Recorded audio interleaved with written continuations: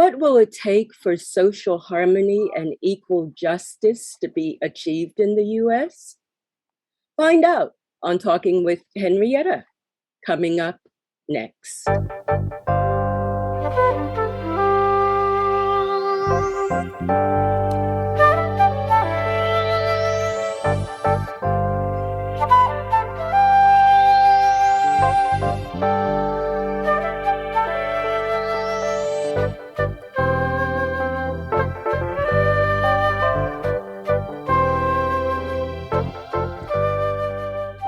Hi, I'm Henrietta. Welcome to the show. Currently, the U.S. appears to be a country that's divided. On the one side, there are groups calling for equal justice and a rethinking of the police department. And on the other side, there are those who say we're already in a country that has equal justice and police departments are doing just fine. On this show, I'll talk with three people who will discuss what equal justice and social harmony mean to them. They'll give their perspectives on some of the local society issues we're facing and some of the steps they think we should take to improve where we are. I'll talk with Roberta Ahlquist, who recently retired professor in sociology at San Jose State University and now holds the title of Professor Emeritus. Aram James, my next guest, is a retired Santa Clara County Assistant Deputy Public Defender and a police accountability attorney. He reminded me that he first appeared on my show 14 years ago in 2007, when we last talked about tasers. How could it possibly have been that long? Palo Alto City Council member Greer Stone will also join us. He is serving his first year on the City Council. He left his full-time law practice to become a public school teacher in Palo Alto, where he teaches U.S. history. So I'd like to thank the three of you for joining me. And I'd like to ask you, in terms of where we are right now, in very general terms, which side are you on? Do we have to do more in terms of achieving social justice, or are things fine, just as they are? I'll start. I'm on the side where we haven't achieved social justice. I discovered that while spending my days for 20 plus years in the courtrooms of Santa Clara County and Compton, California. There's two types of justice in this country, maybe three. There's one for well-off white people. There's another for Black and brown and indigent people. And then there's a separate system altogether for law enforcement. And that's often reflected in the failure for our prosecutors, except with some exceptions of the progressive prosecutorial movement, where when cops are charged, they're handled with kid gloves, prosecutorial kid gloves. And so what I'm looking for, I think it's really important on a local level. We have three candidates for district attorney now. Okay, now before you get into that, Aram, let me get some reaction from Roberta and also from Greer. Well, I'm on the side of needing social justice and equity and fighting racism, institutional racism in particular, and have been involved in this for most of my career, which was 45 years teaching, including teaching prospective high school teachers how to peel back the layers of their what Joyce King called disconscious racism. Actually, Joyce King was an East Palo Alto resident who's now at Atlanta University. And I think this process of peeling back the layers of unconscious racism and sexism and other forms of oppression is a lifelong journey. And we're just opening the cracks wider now to see the contradictions and what needs to be done. Much needs to be done. Greer, do you think we're just opening the cracks? I guess I will follow up on Roberta's point, and to quote another king. My favorite Martin Luther King quote, I think, applies really well here. Of the arc of the moral universe is long, but it bends towards justice. And I think we have made we made a lot of great gains as a society. There's no question there. But are we where we should be? Are we where we want to be? Absolutely not. And I think some of that our kind of modern society is both showing us some of the progress that we've made, but also social media is also allowing, unfortunately, some of the real ignorant evil in the country to be able to come out and be emboldened. And so I think we're in a really troubling and difficult time for our country right now, wrestling with these issues. We have so much passion and engagement on it, but many who still want to be able to suppress particular groups of people. And I think we continue to move in the right. I think we continue to do almost like 2 steps forward, 1 step back, and on a lot of these issues. But I'm always an optimist. I'm hopeful for a future where we can continue to address these issues and hopefully solve them one day. Well, you talked about us being in a troubling and disturbing time, and just hearing that is somewhat troubling and disturbing. Now, both you and Roberta have been in the educational system, and it was troubling to hear recently about what students of color are experiencing in the public schools, even in Palo Alto.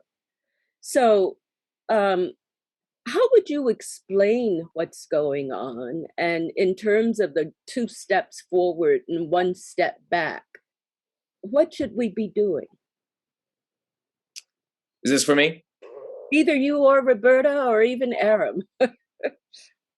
Okay, well, I can start off here. And one quick correction. I no longer teach in the Palo Alto School District. I now teach at Carlmont High School in Belmont, but I used to teach at JLS, Gunn, and Pali. And I went to school in the Palo Alto School District from kindergarten all the way from graduating at Pali. So I know the school district well. I know the students. I know the teachers.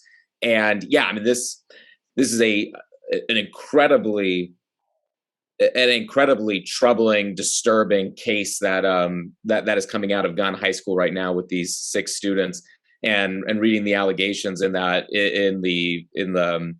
lawsuit should be a wake up call for everybody, not just the school district, but also our community.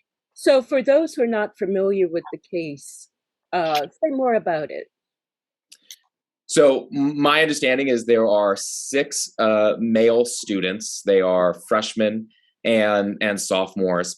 And what they're alleging is that they faced violent bullying and harassment that included racial slurs, such as the N-word, that 3 of them were very viciously attacked at one point. One student had to go to the emergency room, 2 had to see the school nurse. 1 suffered a head injury, and in addition to physical injuries that they suffered, they also suffered just constant verbal abuse as well. And my understanding from the lawsuit is that they reported this to the administration. The administration did take some actions, but not sufficient to end the bullying. The bullying continued even after these students reported it to the administration, and even to the point where the students did not feel safe returning to campus and took several weeks off of school, and were not able to get their absences excused from the school for missing that time. And what about those accused of the bullying? What has happened to them? My understanding is that they were suspended for a brief amount of time. I don't know if all of the aggressors were, but I understand that some, maybe all, again, I don't know, were suspended for a brief amount of time. And Greer, do you know what the racial makeup of the alleged bullies were? Are we talking about a mix of races being? Yes. And can you tell me as much as you can about that? All I know as far as this point is what I've been able to get from news sources and the lawsuit. But my understanding is that it is one Black student. Others are European or Middle Eastern. Some of them have IEPs or 504s. For those of you who don't know, that means they're in special education with at gun. So a kind of a range of minority groups within this group of 6 boys. And who are the people? I guess I'm also asking about the ones that are alleged to have done the bullying. Can you give me any idea about the racial breakdown of the alleged bullies? I have not been able to get any information on. Okay. No, nor have I. But these are very bold acts. These are not simple, tiny microaggressions. These kids have been seriously harassed. And if you read the Palo Alto Weekly and other sources, this isn't the first time. There's a history of this in the district. 2006, there was a suit filed. 2011, a suit was filed. These were for different schools within the district. But there's been a history, not just a recent event, of racial harassment in the district. So, for a quick anecdote to that, today in preparation, I Googled bullying in the Palo Alto School District, and it is very disturbing. It is not just this story, but exactly what Roberta was saying. These allegations and lawsuits and issues go back decades. So when we talk about social justice, what do you think should be done about that? And is the responsibility with the school district and the individual teachers, or would you say the responsibility also lies with the parents? I think it's with the parents, with the school district, with the teachers, with everyone. There is culpability here, and something's wrong when the leadership in the school district has not addressed this in a serious way to stop this bullying. I think that everyone's culpable and that everyone needs to put their heads together to develop actions that stop this. Well, and of course, let's not forget our district attorney, Jeff Rosen, in their office. They do it all over the county. If kids have engaged in crimes, particularly crimes of violence, those students need to be made accountable, whether it's through a diversion program, if it's been a first time, whether it's through volunteer work. But I would say that if we're not doing a complete job, if we don't go to Jeff Rosen's office with these complaints to see if crimes have been committed. So who should be going to the district attorney's office? I could tell you if it was one of my boys, then I would have. Individual parents. Correct. And, the district attorney's office works for us. We pay their salaries. You pick up the phone and you call Jeff Rosen or Jay Boyowski. Jay lives in Palo Alto. And you say, look, there's stuff going on, physical and mental attacks on my students, on my children, and I want this investigated. What they're normally going to do is throw it back to the Palo Alto Police Department to do the initial investigation and to see if there's the basis for bringing charges against the alleged bullies. So Greer, as a teacher, formerly in the Palo Alto school district, what do you think the district should be doing? Yeah, good question. I think there are a few changes that need to happen. One, this really comes down to a school culture shift that needs to happen. When I was at JLS Middle School, a middle school where we kind of expect bullying to happen more than we typically see at the high school level, at least in my experience and sort of my expectations going in when I went into a middle school. I was so surprised to see such little bullying there and just ultimate respect amongst the students and the staff and the admin. It really was a beautiful place. And a big reason for that was at least I believe, the school focused so much on a culture of respect and inclusion and anti-bullying. So I think it starts from the top down, and then really us as teachers have a real obligation to make sure that we make it very clear from day one that this is an anti-bullying zone. I think one of the reasons why I entered education is I really believe that school needs to be, at least if the one place where students and young people can be able to feel safe and included and be able to express themselves. And a lot of that comes from just the culture that we create within our classrooms. But once a student leaves my classroom, it's very difficult to be able to address that. And so that is where I think admin and the district level needs to really come in and be able to work hard at creating that culture. So there's, so through that culture change, there's a lot of anti-bullying education programs that we can be able to use. So one thing I remember I went to when I was at Pali myself as a student, I went to Camp Anytown for a week. It's now called Camp Everytown. I don't believe we do this anymore in the Palo Alto School District. And it's a week or so, maybe a little shorter than that, where students go off to a camp together and they learn about inclusionary practices. They learn to be anti-racists. And they have these really difficult conversations that teachers tend to kind of shy away from because we're not trained in that area. And Camp Anytown provided that opportunity. And I remember coming out of that really having just a profound change on my life. And so I think those are some programs we can look into.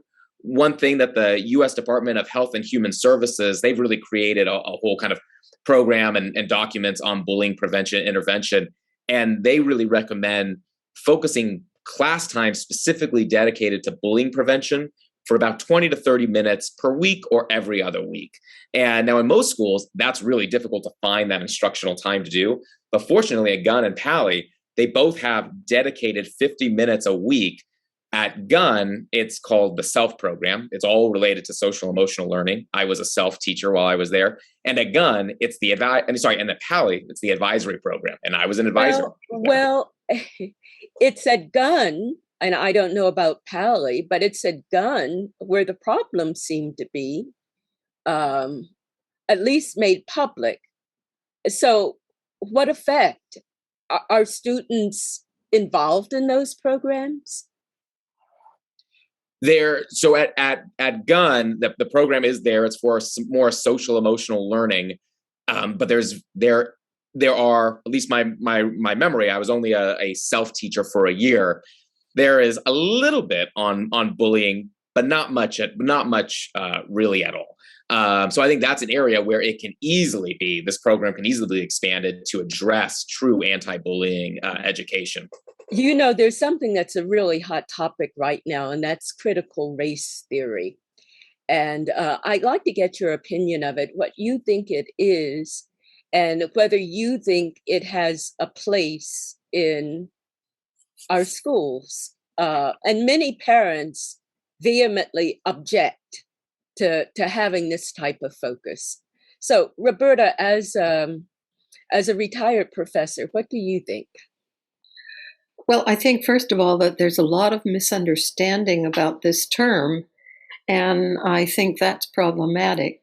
I think that if you want to really look at critical race theory, and I think it's important for all of us to know what it is, it's understanding institutional racism, how the history of white supremacism in this country and other countries functions, and how that form of oppression denies certain groups access to equality and human dignity.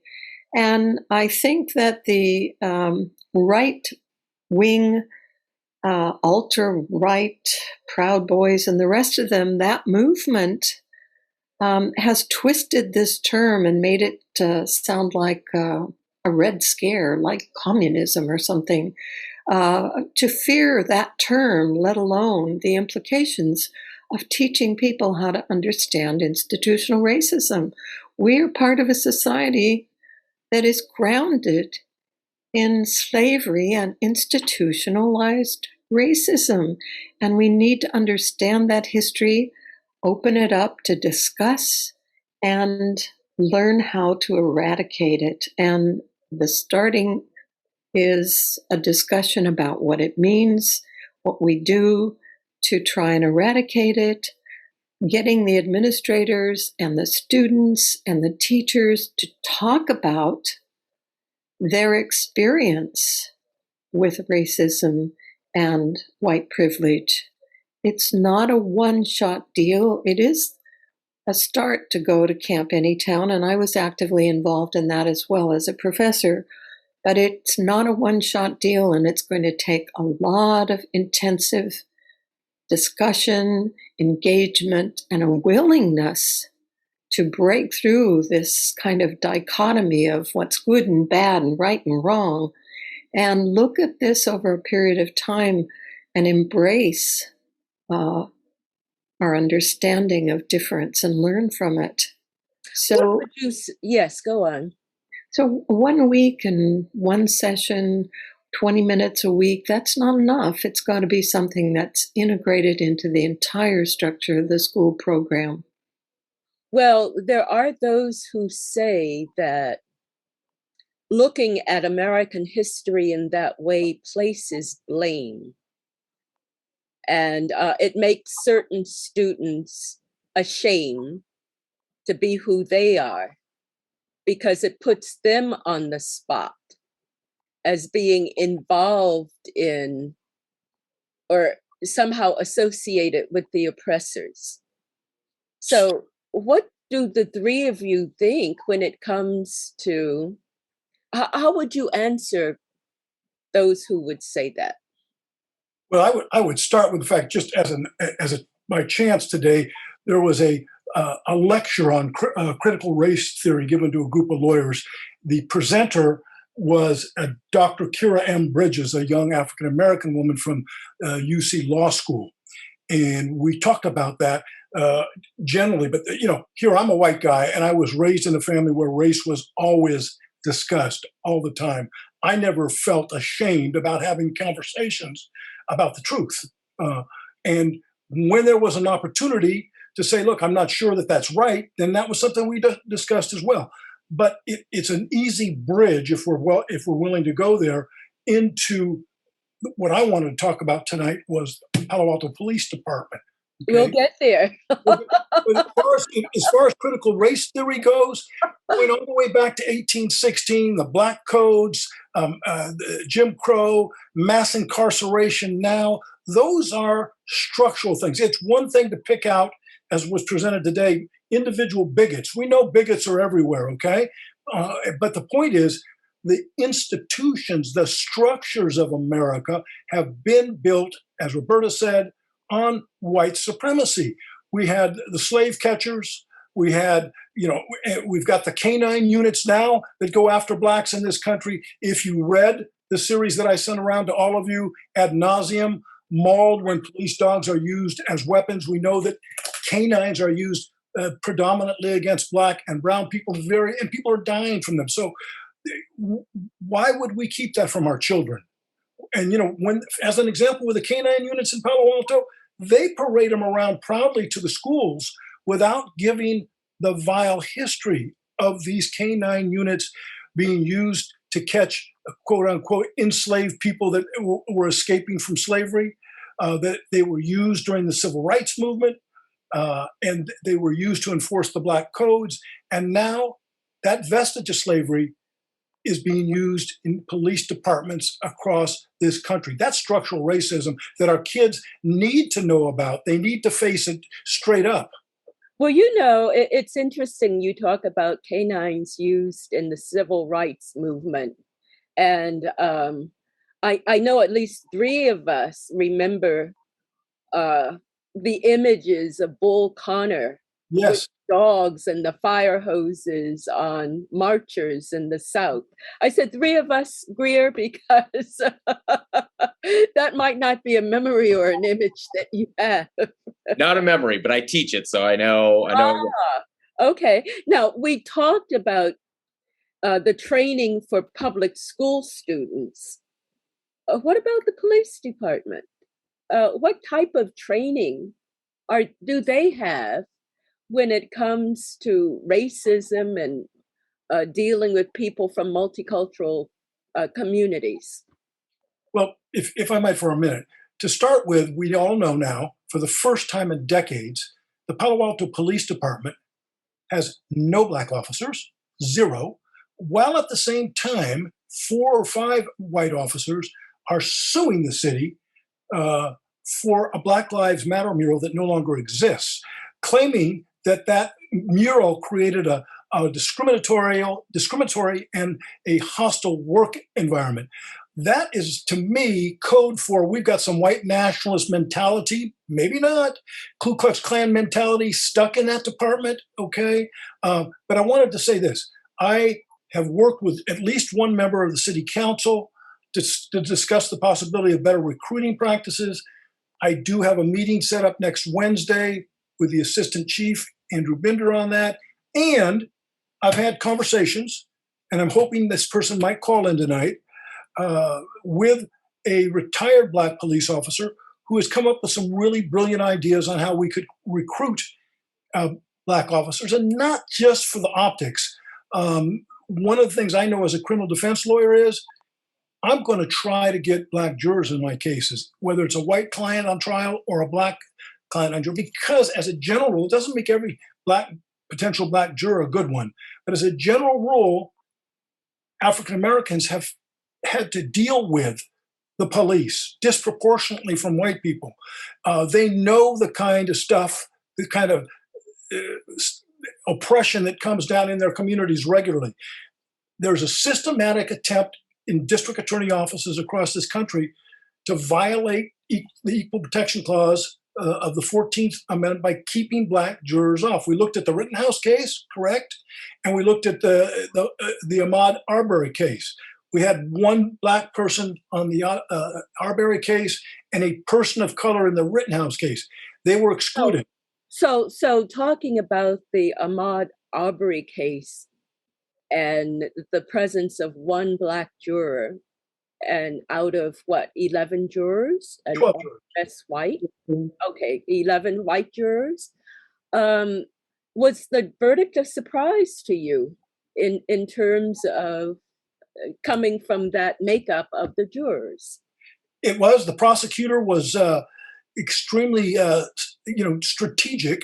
She decided to go with the facts and not the race, okay? She simply tried to play the case out using a white jury that my understanding is concluded would be pretty white, right-wing. And so she wanted to show that this was a stalking of a Black man who was merely running through the neighborhood. And she tried the best that she could to minimize the racial aspect of the case and use the factual aspects of the case to come home. I have a question for you because, and I heard her say that, the prosecutor, that she wanted to present the facts. But isn't that something that's standard in all jury cases where you would expect the prosecutor to present the facts? Well, to present the facts and to apply them to the law, that's what we do, okay? But if the facts are laden with racism and underlying racial motivations, I think it's a disservice not to have Black jurors on that case so that part of the story, that part of the narrative can be included. I think we're very lucky to get an acquittal in that case. Sure. Roberta, was the outcome of that case a surprise to you? No, but I think, as Aram says, she was very strategic and clever in the way in which she framed the case. And clearly race did play a role, even though it wasn't highlighted in this case. And I think that's problematic because, as you mentioned, what do we do with people who feel shame and blame? We don't want to shame and blame people who are racist. We want them to understand how the entire society has been shaped to exclude and privilege, to exclude those who are on the downside of power, if you will, and to privilege those who are part of the power class. So, I read articles about one of the defense attorneys dealing with some of the people involved in the Capitol assault. Mhm. And some of those people are coming out saying that they're kind of being brainwashed while they're in prison by those who would teach them or present to them exactly what you're talking about, Roberta. Mhm. The other facts in terms of, I shouldn't say the other facts, but the facts about the history of this country and systemic racism. And there is a resentment about about hearing that and the feeling that uh, they're being presented with information that flies against everything that they've been brought up to believe. So you can present people with ideas that you're talking about and still have them refuse to accept them. So here's the thing. I remember when Ladoris Cordell was on the bench, and there were two white youngsters, I guess they were adults, 18 or 19, and they were charged with having put a burning cross on the front lawn of a Black family. And I thought what she did was very creative. She said, you're both assigned to complete a Black history class and to write essays on it.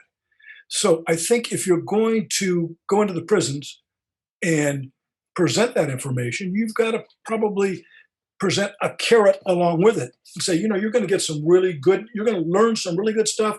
But if it gets into your heart and if you really understand where it's coming from, you're going to have an opportunity for restorative justice at some point along in your sentence. So that's kind of the way I would present it. I would present it as, here, yeah, you may at first blush think this is brainwashing, but actually there's factual support for slavery, Jim Crow, disproportionate in our prisons with people of color and the poor. And here's an opportunity for you to learn about that and then do something with it that you can do, turn around and be positive in your life, in your prison experience. Well, you know, Aram, you said the word just as I was thinking about it, their hearts. And I remember one politician or somebody who said more or less that you can present information to people, but you can't change their hearts. And what would that mean to you, Greer, as a teacher in school?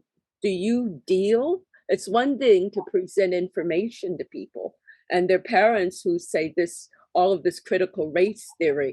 You should be giving the students the academics. That's what they're going to be needing in the real world. So what would you say, Greer, in terms of the hearts and minds of the students? Well, so, I mean, all teachers are gonna differ on this, but that's why my theory of teaching is half of my job is to provide the content and teach the content, teach the skills.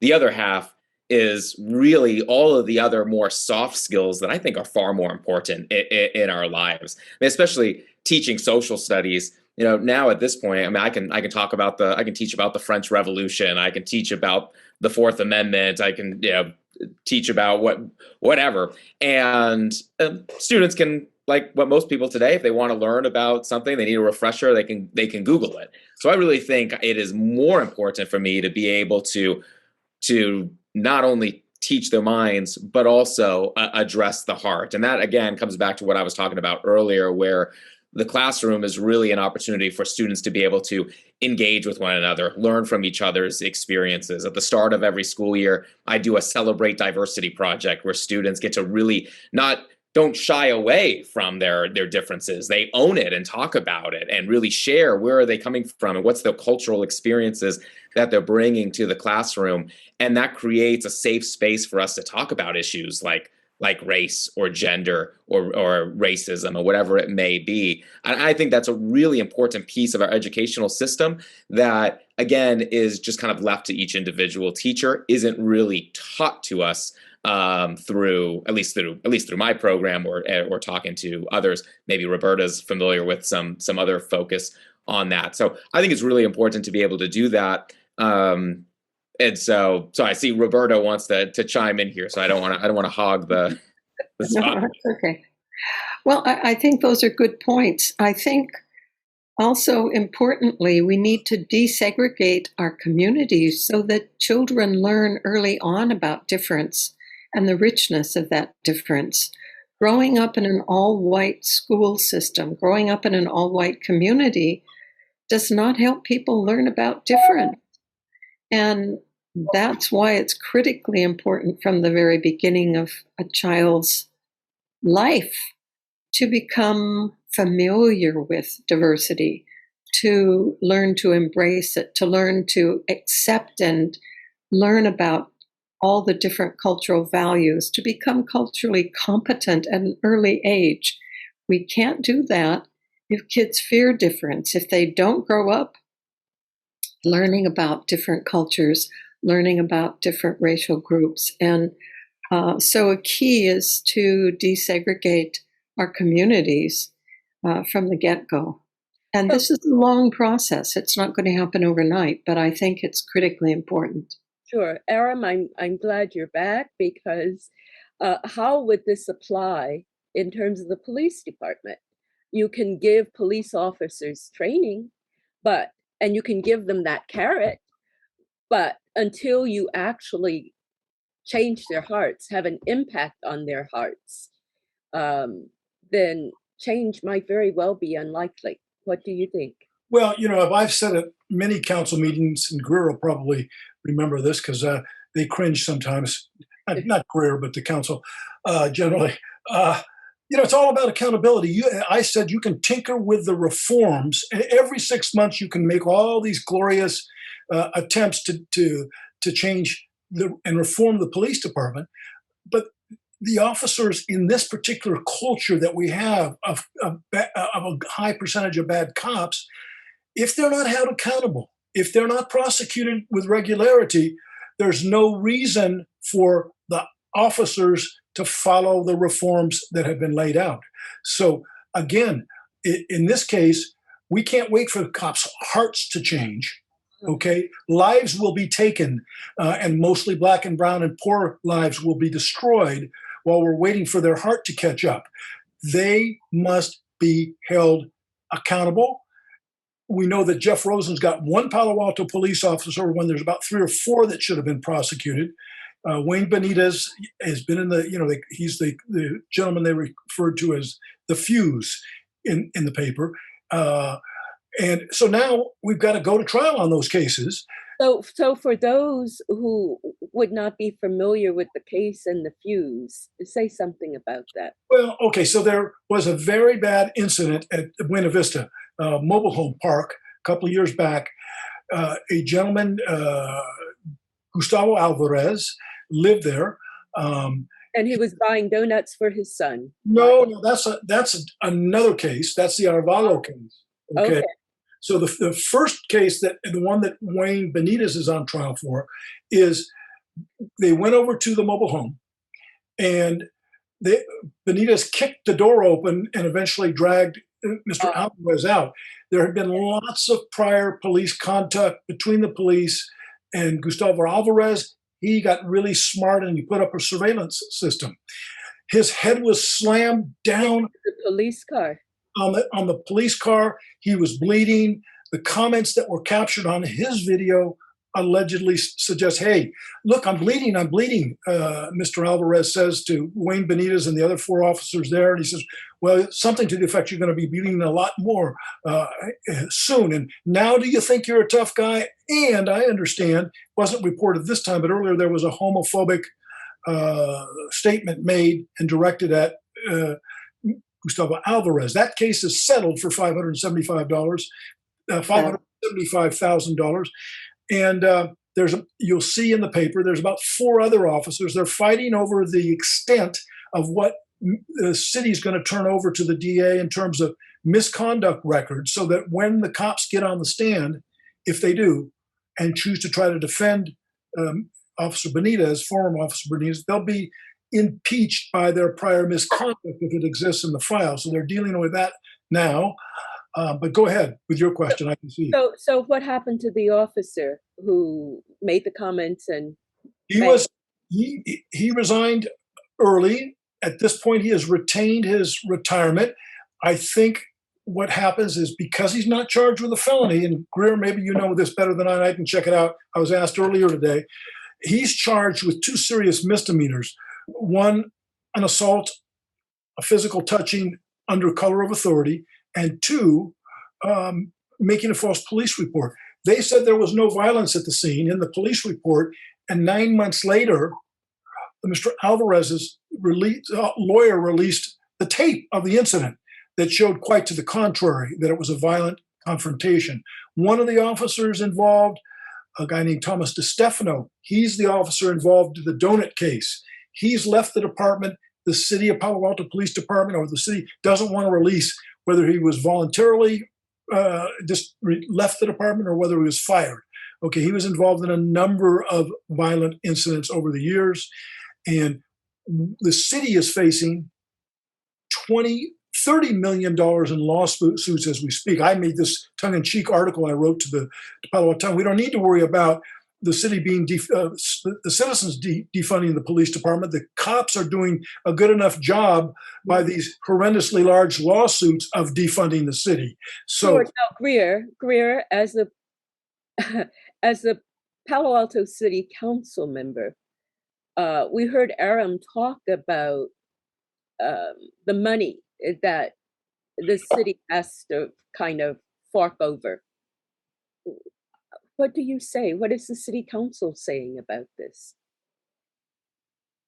Well, I would imagine that no one's pleased with the amount of money that the city is having to spend litigating these issues or having to pay out these lawsuits. I mean, there are so many.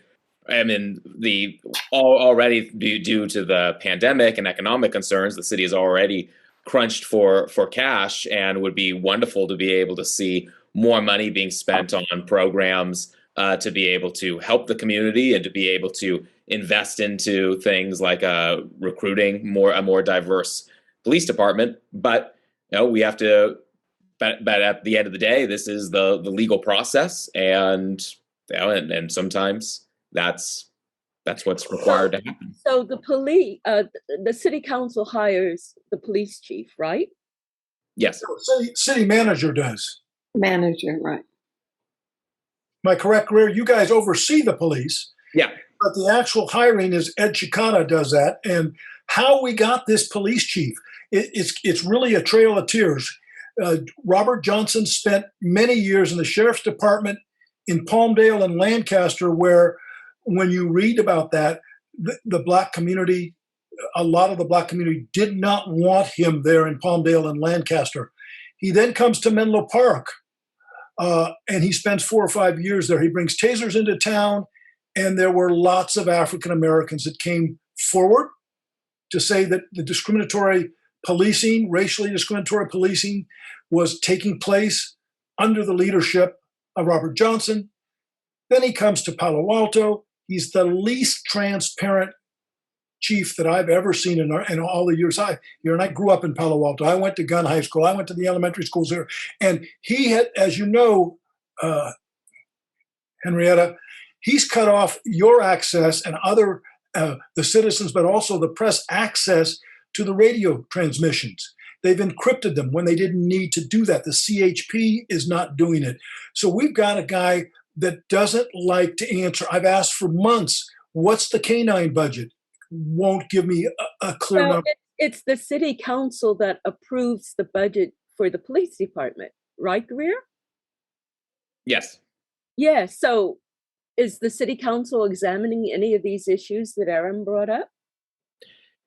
So I mean, through the finance committee, they're going to do the deeper dive into the budget. I don't know, being still new to this process myself, how granular that finance committee really dives into the specifics of the police budget. But I think Aram makes a good point that these are issues that we should be that we should be addressing and really inquiring into when the next budget cycle comes around, which happens in June. Aram also brought up the idea, and it was something that I was going to mention and ask you all about, but he did it before I had a chance to, and that's the idea of defunding the police. There are a lot of misconceptions about what that's all about and what it means. And what does that idea mean in terms of Palo Alto? If I could speak to that just a little bit, I think the term is unfortunate. I don't think that in many cases people intend to take the money away so much as to shift it into much more constructive programs. We have a police department who has arrested, I'm part of a group called Women's International League for Peace and Freedom, and we have a low-income housing and homeless committee. And several of us are trying to support some of the homeless women who are living in the shadows of the city, if you will. And one woman who is has shaved her head, actually. She's a woman of color, and I think she shaved her head because she didn't want to be identified as female, because she feared being harassed or even perhaps accosted. In any case, she's been arrested by this police department until people complained and said, "Why are you arresting her? She's not harming anyone." She lives around the downtown area, as do several other homeless women. And until recently, the police department have treated these people, not only the women, but the men as well, as criminals. We need a mental health department. We need people who can constructively counsel and work with these people who are disadvantaged and on the streets. We don't need the police department picking them up and criminalizing them. This is just one of many examples. So shifting money from policing to counseling, to support, to mental help, to physical help. These people also need one woman we know who is 80, who lives near the downtown, needs hydration. And so we have found that she goes over sometimes to Stanford to get hydrated because she has a heart condition. If she were to faint on the street, I'm not convinced that the police department would know how to address her needs. So much more sensitivity training is needed, and we need more people who are trained to help people survive and thrive, not be incarcerated. So Greer, does the Palo Alto City Council have the ability to give input to the police department on issues such as the arrests of homeless people? And I know you said there is, you talked about the financial committee. Is there a task force within the city council or a committee within the city council, or what input can the city council make about the police department's policies? Well, like Aram said earlier, I mean, we do provide an oversight role. And we also have an independent police auditor who does that as well and reports to the city. I think under some of our reforms, I think that's now going to come before us twice a year. And we also have a study session with the chief of police and the police department as well to be able to do a deeper dive into these issues. But as all of you are aware, watching our council meetings, they are very busy. And all that time, we hope to be able to engage in a true debate on the issues. It tends to be much more difficult to be able to do that. And so I think a lot of this also comes down to individual council members reaching out to the chief to be able to hopefully have some of these one-on-one meetings as well, to be able to express some of our concerns. And I think just to follow up on Roberta's point, because it was spot on about defunding the police. I think that's an unfortunate term that we use. It really is about reallocating, and we've allowed others in the community to weaponize that and to really obscure what we mean by that. And Roberta was talking about the importance of diverting resources towards mental health, and that's something that we have been doing. It's something that I've been fighting for ever since coming on to City Council, and really excited that that very soon in the coming by before the end of this calendar year, Palo Alto is going to have a PERT program, which we're going to be the second city in the county to be able to have this, where we will actually be partnering a Palo Alto plainclothes police officer with a mental health professional in an unmarked car to be able to go out and respond to these issues that were traditionally handled by police officers themselves, to oftentimes terrible effects. And so I'm hopeful that this is moving us in the right direction, but there's still far more that we can do. And there's still other best practices around the country that I really hope we can get to the point where we no longer need police officers responding to these calls. We just have mental health professionals. So we're not there yet, but we're again moving in the right direction on that. So certainly the type of conversations that we're having about the police department seems to be having an effect on the individual officers themselves. And what I mean by that, more and more police officers are taking early retirement, and police forces in some areas are really down. For example, Oakland and San Francisco have a shortage right now, a lot of vacancies. I think it said that Oakland could have at least 100 more police officers.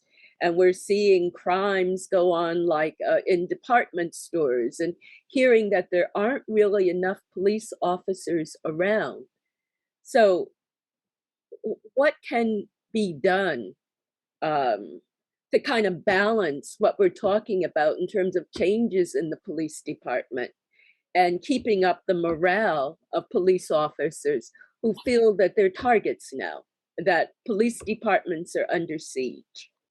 So, I've been working to get someone to assist with recruiting in the Palo Alto Police Department. It happens to be a retired African-American officer. And we were having that conversation over the last few days. If you recruit people of color that look like sometimes the people that they're interacting with, and they have a cultural understanding, it's going to make a huge difference. This morning I mentioned I went to the critical race theory presentation. Their theory is that each one of these institutions in the criminal justice system needs to have a cultural shift. And unless there's a profound cultural shift, I'm for defunding. You might not like the word, but it doesn't mean we wouldn't have police. We'd have to reimagine them in a whole different light. But the first effort we have to do, and this was presented, as I understand it, to the Palo Alto Police Department while this officer worked. He wanted to have what he called a small unit called community-oriented policing unit. So when people of color had complaints against the Palo Alto Police Department, guess what? They could come down and see officers of color, where in theory, there is going to be more cultural understanding, cross-cultural understanding, and comfortable to come down rather than seeing all white faces in the Palo Alto Police Department. So, what that does, I think, is feed into some people's fears that white people will not be hired. Because if you're recruiting Black officers, what it's been said before in terms of affirmative action, if you're putting an emphasis on having more officers of color, that means there are white officers who are qualified who will not be hired. But doesn't that assume that the officers that are of color are not qualified? And I would say that's just not accurate. We got lots and lots of highly skilled Black folks in the universities, at John Jay College of Criminal Justice. We've got we've got lots and lots of qualified African Americans all over the country. this department has just not, and I mean the Palo Alto Police Department, has not had the political will to go out and recruit them. Now, I'm not talking about affirmative action. I'm talking about officers that stand on their own merits. I see we've got a caller. Looks like maybe we should give him an opportunity to chat. Yes, who just logged in, Jethroe Moore. So I don't know how much of our conversation you heard, Jethroe, about recruiting police officers of color and how this might be a threat to other officers. Any comments? Not at this moment. Let me just get chimed in and let me listen a little bit more, please. Let me just, I would like to say something, if I might. I think that the implication is that, at least I'm hearing the possibility of you saying that perhaps these officers of color are not as qualified. No, I'm not saying that at all. But with affirmative action, there was always the fear that people had that the emphasis was placed on people of color to the detriment of white yes, officers. Exactly. Okay. And in terms of the demographic shift, it seems that this recruitment, this emphasis on people of color, is very threatening to white people, some white people, well, and not, that they're now losing power. Not only that, Henrietta, but we have no Black officers in Palo Alto for the first time in decades. And the last time we had somebody in a command position was Sandra Brown, and that was in 2011. And so what if white people are threatened? We've got no Black people. I mean, I'm just saying. You were going to say something. I'm sorry, I stepped on what you were going to say. Yeah. Roberta? Well, I think that this fear is real for those white officers and for people in general.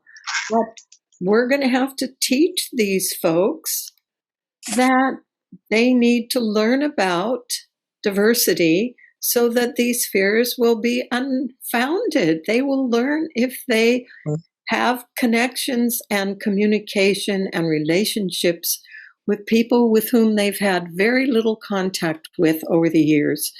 This is a long-term process, but they will all benefit in the long term, psychologically and physically, and the society will benefit because right now we have this stress and fear among white folks who hear that the power structure that they have constructed is being taken over by people of color.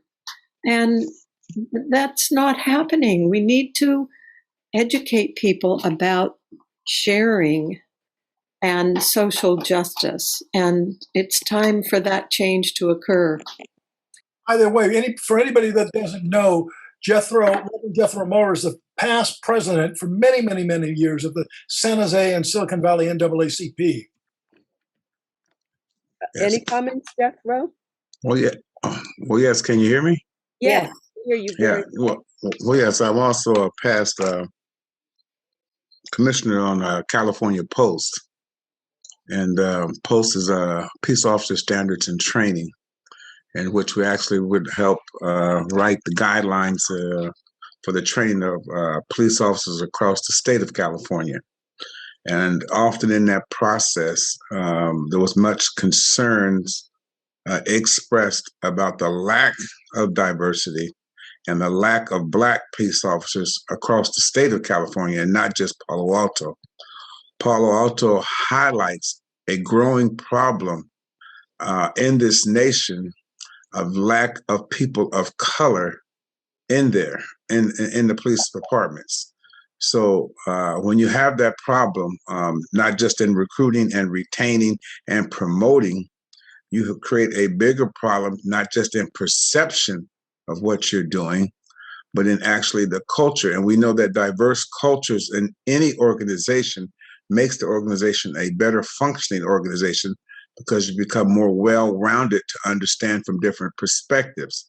And the fact that Palo Alto will be in the 21st century without a Black police officer on its force is not only dangerous, I would say, or threatening to the community, but shows a lack of effort to recruit or retain any people of color in the city of Palo Alto's police department. So that would be a great concern.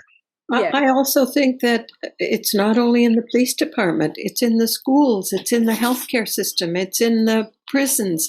We need more diversity at all levels in all institutions. Yes, there are people who would agree with you, and I'm just wondering, Jethroe, since you've just now joined us, and we're almost at the end of our time, quite frankly. Sorry. How do you have that diversity and at the same time keep up the morale of rank and file police officers who right now seem to be leaving the department, those who can take early retirement or those who could be joining departments are choosing to do otherwise?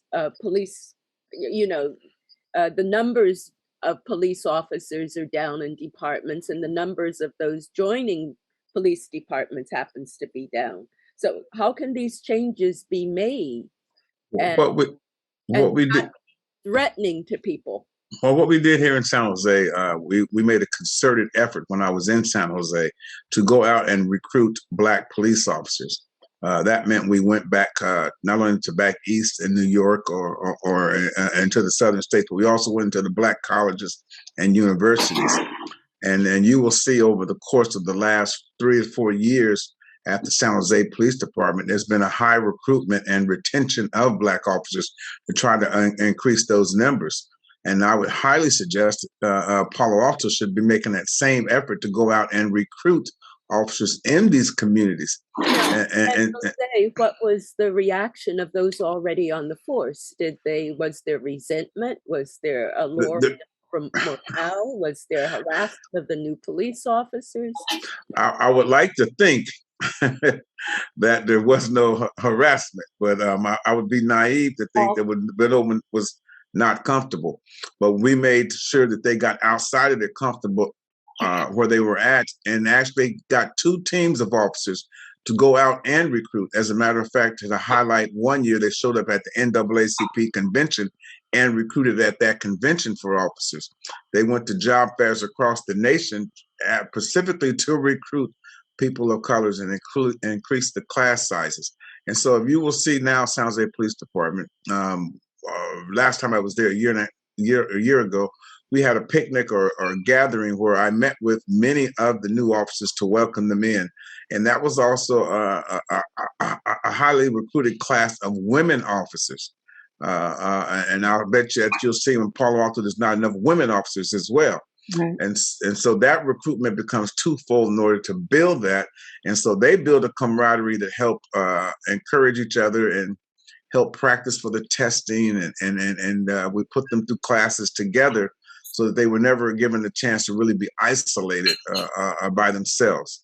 Sure. Now, it seems that certainly is an indication of some of the changes being made. Now, since we're at the end of the hour, I'm sorry.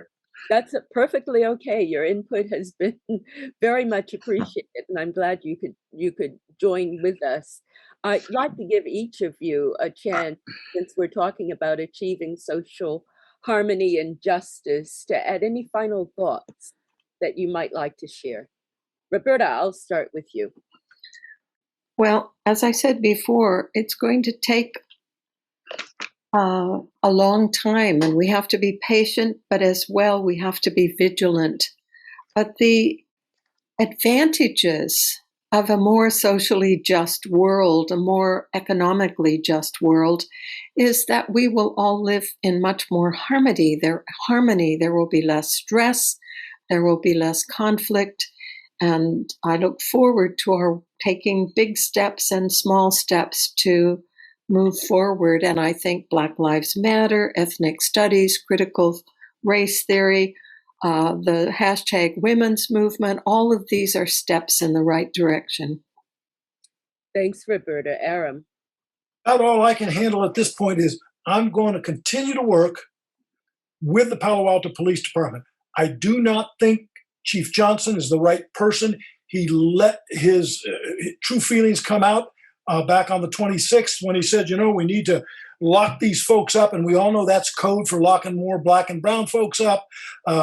He said, this darn AB 109, well, that was ordered by the Supreme Court because our prisons were overcrowded. People were dying in the jails. We got a guy leading our police department that shouldn't be there, should not be there. I'm going to work with the assistant chief next week on the 8th at a Midtown coffee shop. And we're going to talk about the K-9 units. We're going to talk about recruiting, some very, down-to-earth ideas on recruiting. I'm going to ask also to get the taser budget to see whether we really even need deadly tasers in the city of Palo Alto or deadly K-9 units. So it's going to be an open and discussion. I've met with the assistant chief before, and we're going to just continue to do that. And we're going to work right here in Palo Alto on getting this police department to be the best that it can be. Council Member Stone, you can hear right now some of the issues that might be coming up before the city council. So, are there final words? Yeah, well, I'm looking forward to taking them up. And Jethroe, I'm so glad you were able to join us tonight because your story about what's happening in San Jose could be a wonderful model for us to be able to use. I think it's really important not only to be talking about all these issues anecdotally and talking about the optics of having a police department with no black officers. The optics alone is a reason to change it, but the data really does support the importance of having a diverse police department. And I just want for anyone watching, check out this journal that was released in February of this year called The Role of Officer Race and Gender in Police-Civilian Interactions in Chicago.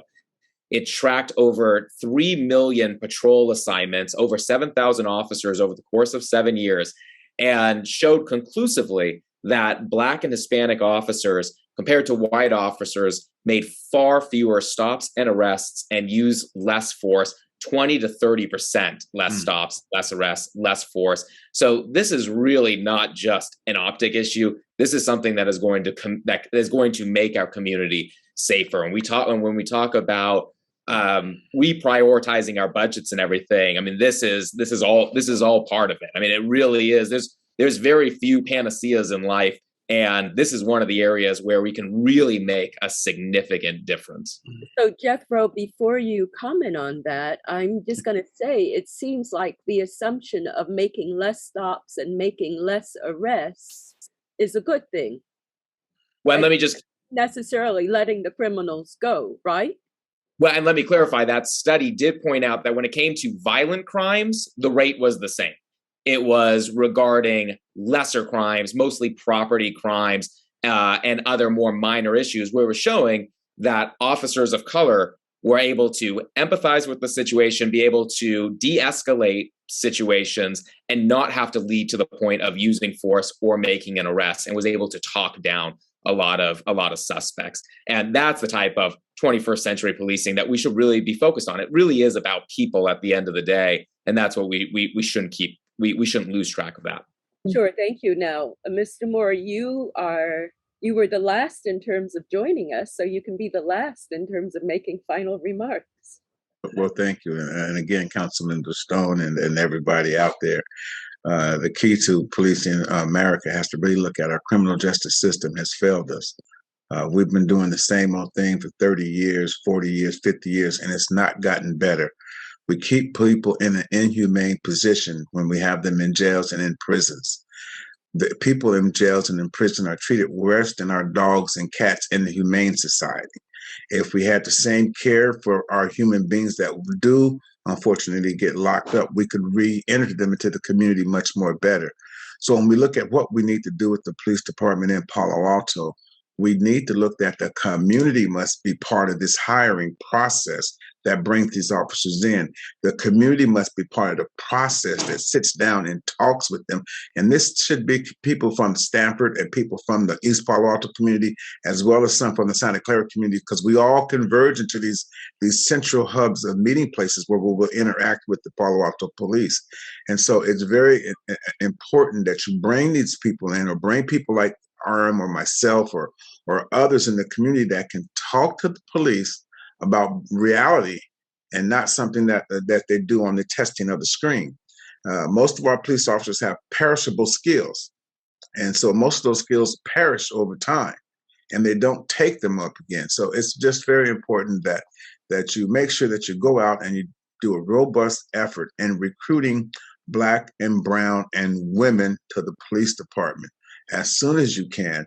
And those who can't take the nuances of what the change is coming, and maybe it's time for them to retire and move on to another line of work. But change is coming, and Palo Alto must embrace change. And I just want to close with that area was done on the Leichner houses when we were all really being developed here, and bringing all the different communities into this area as electronic companies began to boom. There was efforts then to give us all jobs. I really believe that.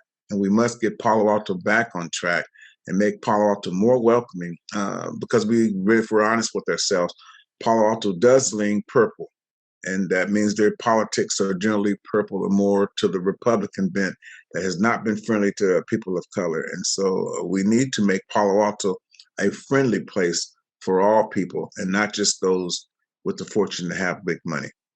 Well, I so much appreciate the final thoughts that all of you have shared. It's been a discussion that's full of very meaningful ideas, and your input is very much appreciated. Not only should we make Palo Alto a friendly place, a livable place for all of us, but some would say the whole United States a friendly place, a livable place for all of us. So thank you so much, the four of you, for sharing your very valuable ideas. Thank you, Henrietta. Good night, everyone. And I'd like to thank our viewers for joining us. Until next time.